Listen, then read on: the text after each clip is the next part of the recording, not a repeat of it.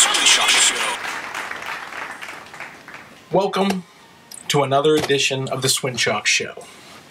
I changed up the format a little bit. I'm going to make these things a little bit smaller so they're not so much production involved in making them. I can hopefully pump them out a little bit faster. Today's show is called The Wrestling Rant, and this is probably not going to be the only one, but I like to rant on everything that's involved in entertainment, and there's some big things happening in the wrestling world right now, and I just want to talk a little bit about a few of these things and get some opinions from people, and hopefully piss some people off and make you defend on what you think, whether you think I'm wrong or right.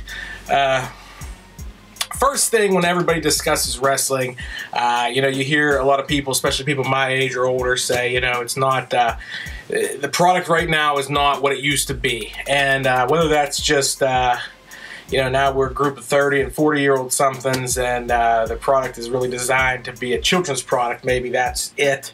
I don't know.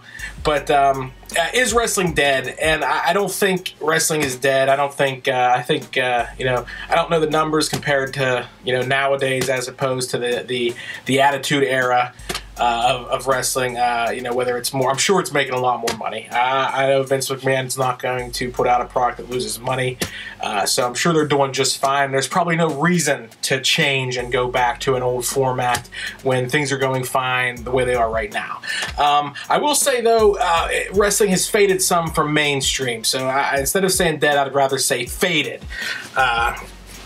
And what I mean by that is that, in the 90s, you had everybody talking wrestling, no matter what the age, and even the children were still involved. And I never really thought the storylines were that too mature. Maybe some of the nudity with the women wouldn't be child appropriate, but I still think the product was good back then as well as it is today.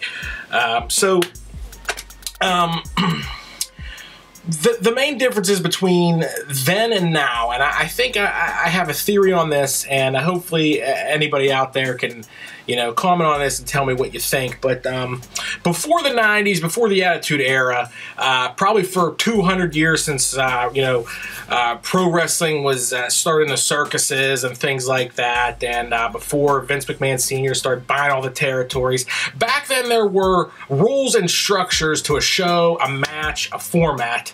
And that's what we were used to during the days of Hulkamania, and even before that, the Bob Backlund era, the Bruno era.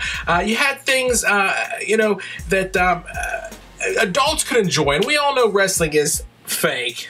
Quote unquote, bumps are real, obviously, and whatever. And I know it takes a hell of an athlete to do what they do in the ring, and I'm sure it's a lot of stamina and athleticism.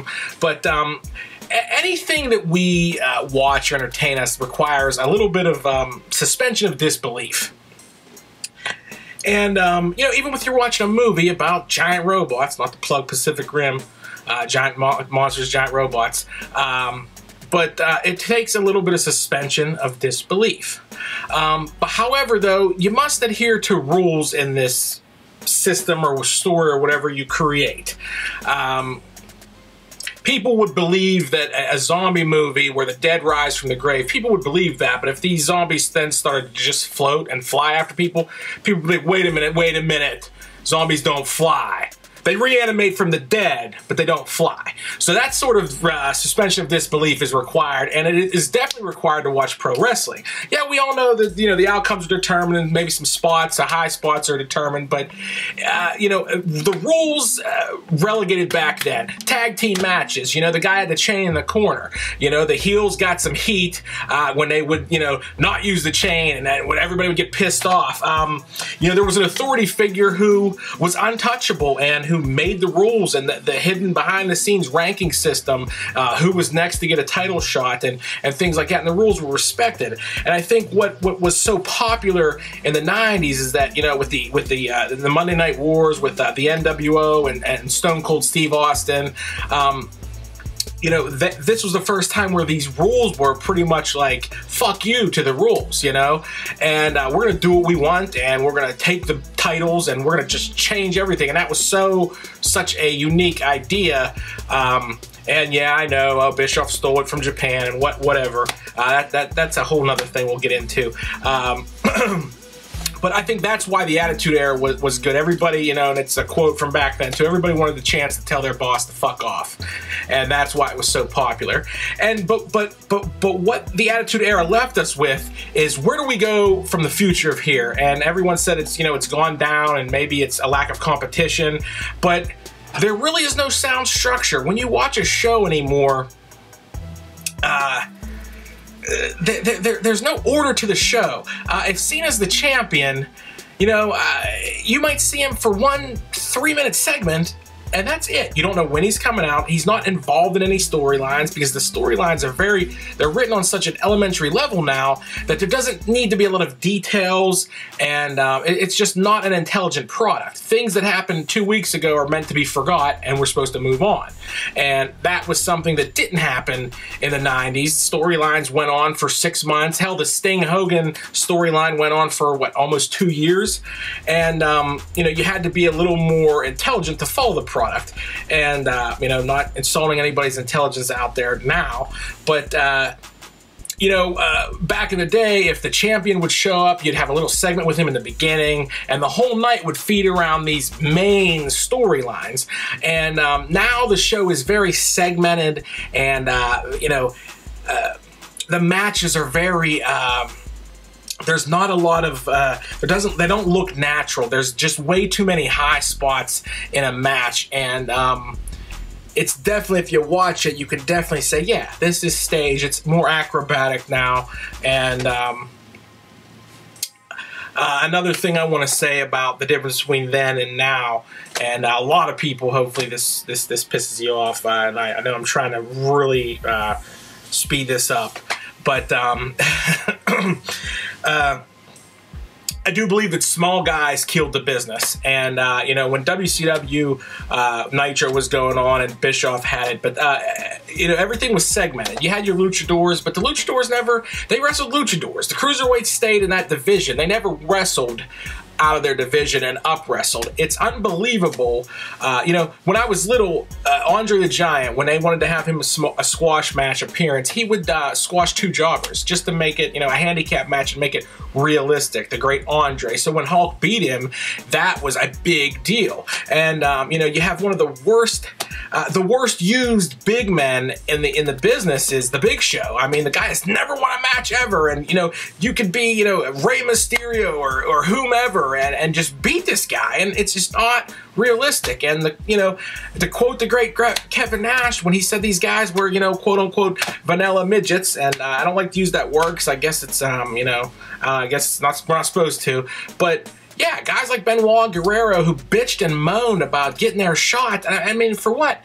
You know, a 5'7", 5'8" guy, we don't want to see that. We want to see bigger than life, you know, people.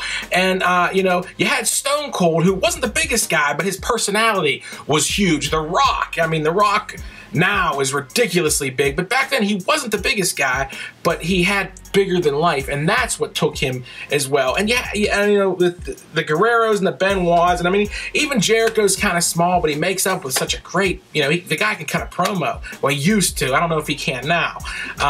But that's just some other ththings that I think really just waters the product down when you have a giant guy and he's getting the shit beat out of him by, you know, a 4'7" guy. I mean, that's just unrealistic. So switch gears a little bit. I want to talk about the WWE Network. I am excited for this, and that's what really watching, you know, and thinking about what they offer with it. And for right now, what we're hearing, it's like $9 or $10 a month, and it takes a 6-month commitment right off the bat. So for $60, you know, you're gonna have to get 6 months of this, but all pay-per-views are included in that. So, you know, after WrestleMania, you already got your money back because that's a $60 pay-per-view right there.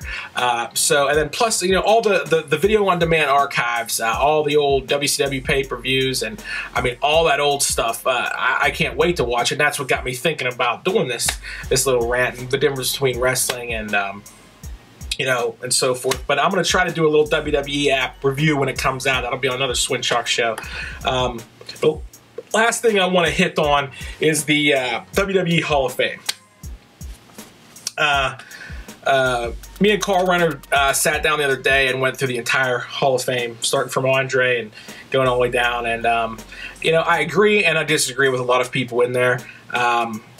There are a lot of promoters that have never even worked in WWE, or wrestlers that have never even worked in WWE, WWF, and they're in it. So it's more merged to a more wrestling Hall of Fame as opposed to the WWE Hall of Fame. And I guess that my rant with this would be is if the Four Horsemen are inducted, then where in the fuck is the NWO inducted as a group? Where the fuck is Eric Bischoff? Why is he not in this thing? And whether it's pride or whether McMahon doesn't want to, you know, whatever. I mean, I would assume that they're okay at this point. I mean, Bischoff did work in WWE as the GM or whatever for that time being. But, you know, so far as of right now, you know, we know that the Ultimate Warrior,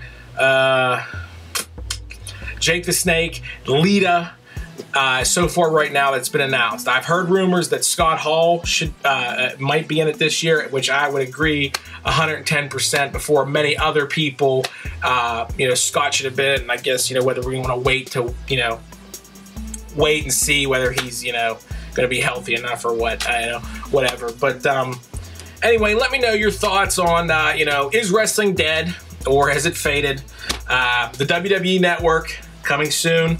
I believe February 24th. I will be that morning signing up just to see what the hell this thing is all about. I can't wait to dive into all that. I'm going to have a WrestleMania, you know, marathon weekend when that thing comes out. And then the Hall of Fame. So, let me know, questions, comments. Tell me I'm wrong, because I like that. Let's start a good argument. Let's get some things going. On the next Swinchock show, I'm going to do a little rant on the current video game scene, the current video game market, next gen, current gen, whatever gen, weirdo indie hipster games. Yeah, I'm gonna talk about it all. All right, everybody, peace.